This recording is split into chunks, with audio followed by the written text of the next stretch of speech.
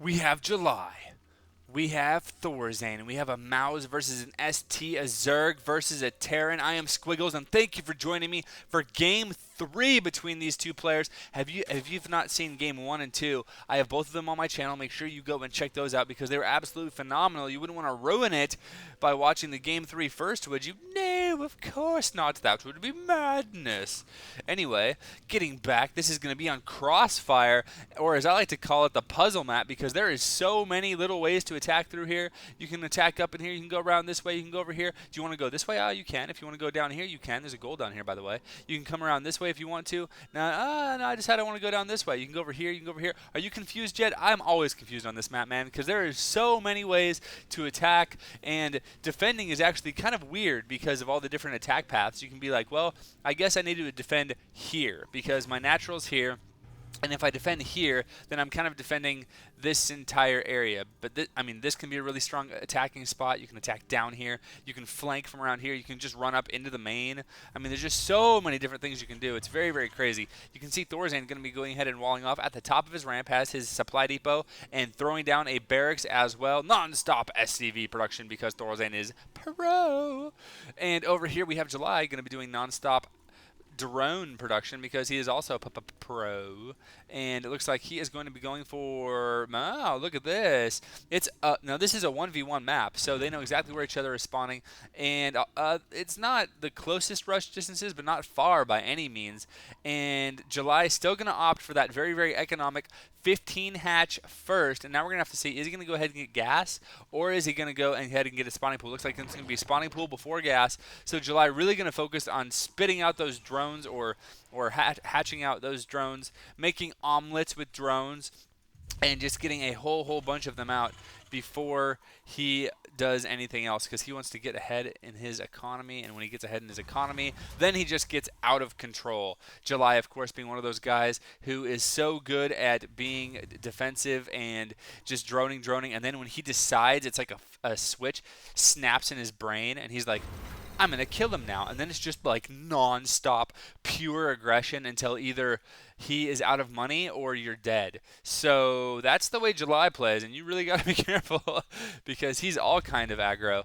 And look at this. Looks like ThorZaIN is going to be feigning a little bit of attack, going to be moving out with one Marine and building a forward bunker, and it looks like up to 5 drones are going to be moving out here to defend, and ThorZaIN instantly not going to overcommit, going to leave this bunker for the time being and go ahead and just run away. And look at these drones, man, as a second Marine decides to join them. One drone going down, it looks like one Marine going down as well, and these drones are chasing them way, like he's almost in the middle of the map now. Now he's going to run away. Looks like only one drone was killed and one Marine was killed. Did not even lose his scouting SCV, so not too bad at all. Looks like Zerglings are out now. 6 Zerglings on the prowl, and they're going to be like, I heard a rumor there was a, holy crap, oh, the SCV is going to do a little juking and jiving, man. He could be a line or a running back as he just totally jukes and jives and makes his way back home. Meanwhile, the Marine, who's a little bit slower, does not have his Nikes and does not have stem. He is going to go ahead and go down. There's another Marine, but he is like, oh, I could have helped you out, bro, but I'm on the right side of this wall, and I am not leaving. So as much as I love you, life before bros, dude, sorry. So the Marine goes down. You can see all that is left is a little stain on the ground, which will soon fade into nothingness. Okay, that was our moment of silence for the Marine, but it's okay. Moving on, we can see July now has his expansion up and starting to get it saturated. Has a queen out as well, getting that complimentary spine crawler, because getting a spine crawler, never a bad idea. Has 2 queens at this point and a ton of drones on the way. And look at this. Looks like ThorZaIN could be doing a similar strategy. Going to go ahead and get out a Banshee. I don't believe he's going to go for Cloak. As a matter of fact, he has almost no gas, so I would say probably not. Adding on a Tech Lab onto his factory, so he's probably going to be going for tanks. So Marine tank again. Getting out this one Banshee, though, which I really love. And I'm just assuming he's doing this because you get like great map control, because any kind of early roaches, any kind of early Zerglings really can't do anything to Banshees, and you're not going to have queens walking around the map. Have you guys seen how slow a queen is off creep? My goodness, man. It's like a grandma driving in LA rush hour. Oh my goodness, it is just awful. So Looks like ThorZaIN going to be throwing down his command center orbital, almost done, so he could be expanding fairly quickly. And yep, going to be getting that one Banshee now instantly, lifting off the starport, and looks like going to be building an additional barrack, so going to be getting some upgrades for his Marines, who he is still pumping out 2x2, at least whenever he decides to.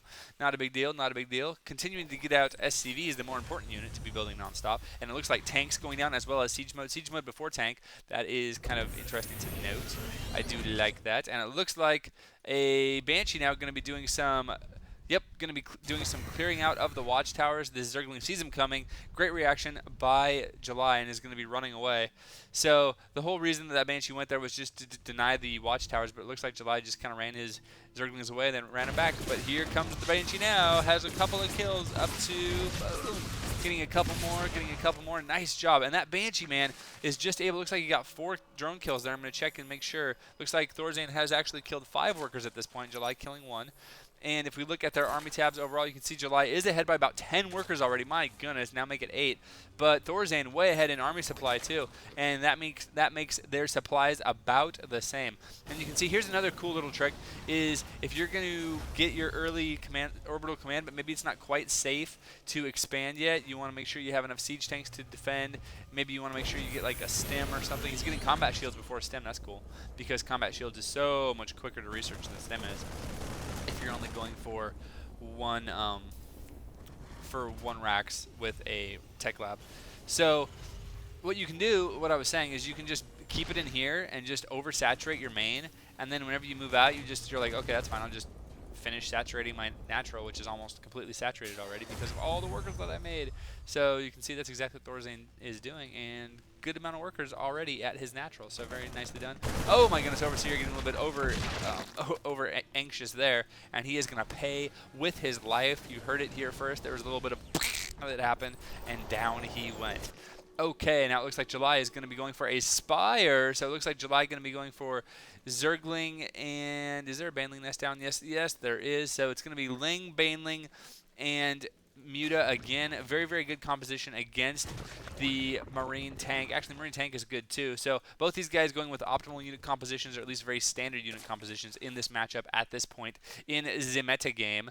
And interesting placement on that Spire. If there's any kind of pressure that he's not able to stop, he's pretty much going to lose the Spire.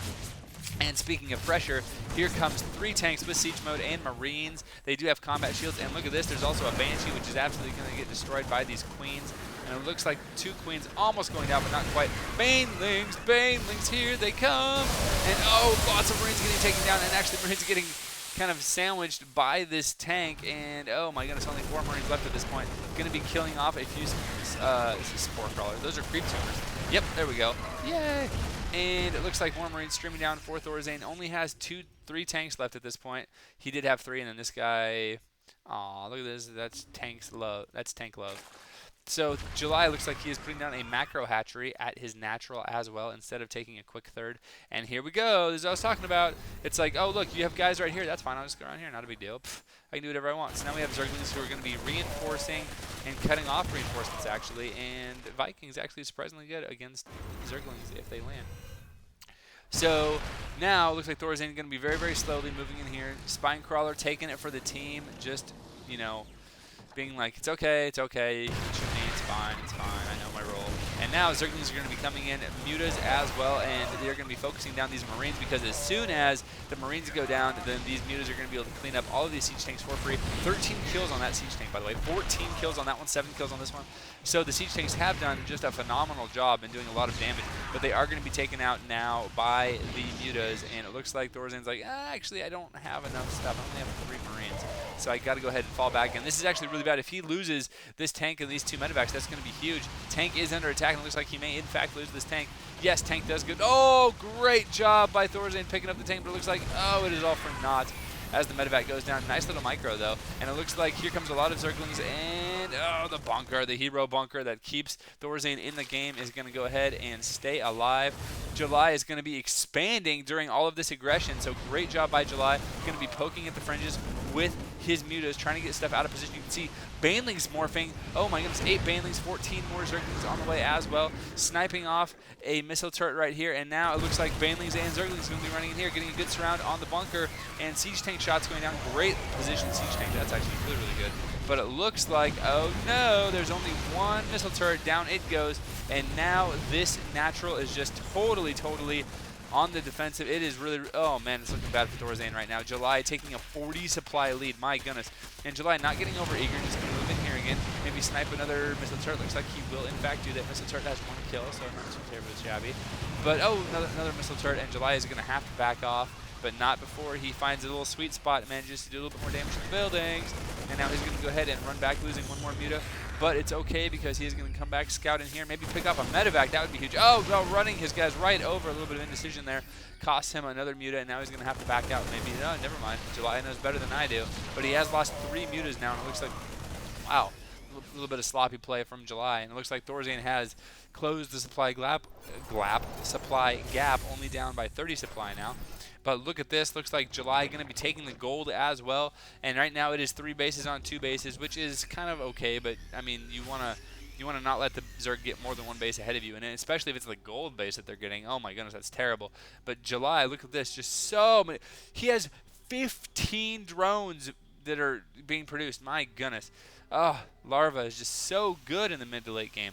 It's why the Zerg can be a little bit scared in the early game, because if you put on pressure, then they can't make drones and they can get behind in their economy. But once they get up and running, those larvae just, oh my goodness, pay all kinds of dividends.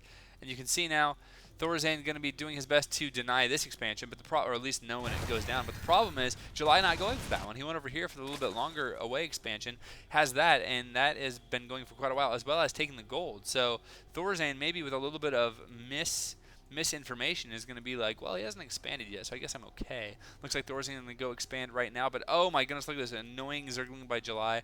Going to be putting here and going to make it so that cannot in fact go down. He's going to have to run a few Marines over there in order to clean that up. So here comes ThorZaIN's second big attack. We have 5 siege tanks, a ton of Marines, and a couple of medevacs. Quite a good force. But I don't actually know if it's going to be enough, because you can see here that July is just ahead by so much in the supply category. And July sees it happening. He's going to move over here with his mutas. Oh my goodness. Forcing a scan and losing a couple of mutas in the process. And siege tanks have siege now, so slowing down, doing a great job of slowing down ThorZaIN, and you can see that he is just making a ton more banelings, so he's going to have a lot of banelings, a lot of speedlings, getting a couple more mutas as well. Baneling speed almost done, and I think July is just going to wait until +1 is done, baneling speed almost done, and burrow almost done as well, so he hasn't lined up, so all of those upgrades finish at about the same time. So if July can just hold off for a little bit longer, okay, all the upgrades are done now, and now is going to be July's time where he's going to be like, okay, here we go. And look at this, this is what I'm talking about. He has this huge flank he's able to do, and he's just going to run past everything, it looks like, taking huge damage from his Zerglings, but it doesn't even matter as he runs in here, going to surround this tank instantly, and now he's going to do a total counterattack. And what is ThorZaIN going to do? It is decision time for ThorZaIN. Decision time 2011.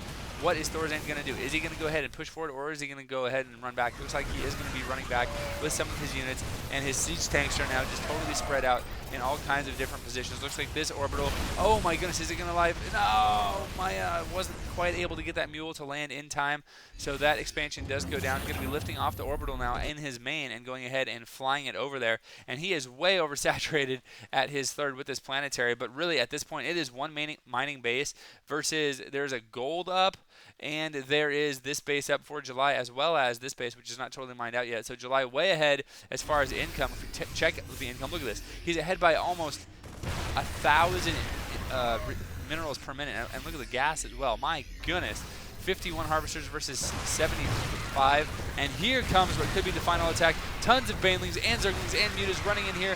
And even though these tanks are spread absolutely beautifully, there is just so much stuff for July that he is going to absolutely just roll through everything. Great marine splitting. My goodness, this is like Marine King Prime marine splitting, actually. Look at that. And really making those banelings not cost effective at all. The problem is it's 154 supply versus 83 supply.